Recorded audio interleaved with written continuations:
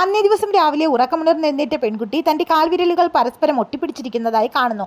മാത്രമല്ല ശരീരത്തിന്റെ പല ഭാഗത്തും മത്സ്യങ്ങളെ പോലുള്ള വരകളും പ്രത്യക്ഷപ്പെട്ടു തുടങ്ങി. ഭയത്തോടെ അവളൊരു ഡോക്ടറുടെ അടുത്തേക്ക് ഓടിയെത്തി. എന്നാൽ ഡോക്ടർ അവളെ പരിശോധിച്ച ശേഷം കാര്യമായ കുഴപ്പങ്ങളൊന്നുമില്ല എന്ന് അവളോട് പറയുന്നുവെങ്കിലും അപ്പുറത്തെ മുറിയിൽ പോയി ആരെയോ ഫോൺ വിളിച്ച് ഈ കാര്യങ്ങളൊക്കെ പറയുന്നത് അവൾ ശ്രദ്ധിക്കുകയാണ്. താനെന്തോ അപകടത്തിലേക്ക് പോവുകയാണെന്ന് മനസ്സിലാക്കിയ പെൺകുട്ടി അവിടെ നിന്ന് ഓടി രക്ഷപ്പെടുന്നു. വീട്ടിലെത്തിയ പെൺകുട്ടി തന്റെ മുന്നിൽ ഇരിക്കുന്ന ഫിഷ് ടാങ്ക് ശ്രദ്ധിക്കുകയാണ്. അതിലുള്ള കുഞ്ഞു മത്സ്യങ്ങളെ കണ്ടപ്പോൾ അവൾക്ക് പിടിച്ച് ഭക്ഷിക്കണമെന്ന കൊതി തോന്നി. ആർത്തിയോടെ അവൾ ആ ഓരോ മത്സ്യങ്ങളെയും പിടിച്ച് ഭക്ഷിക്കാൻ തുടങ്ങി. എന്നാൽ അല്പസമയത്തിന് ശേഷമാണ് അവൾക്ക് സ്വബോധം തിരിച്ചു കിട്ടിയത്. താൻ എന്താണ് ഈ കാണിക്കുന്നത്? അവൾ പെട്ടെന്ന് തന്നെ ടോയ്ലറ്റിലേക്ക് ഓടി.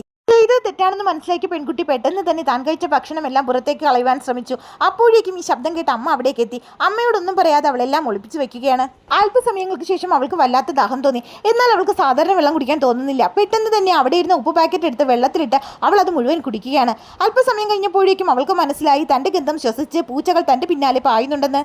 അധികം വൈകാതെ തന്നെ അവളുടെ ശരീരത്തിന് വല്ലാത്ത വേദന അനുഭവപ്പെടാൻ തുടങ്ങി. നിമിഷങ്ങൾക്കുള്ളിൽ തന്നെ അവളുടെ ശരീരത്തിന്റെ രൂപം മാറിക്കഴിഞ്ഞിരുന്നു.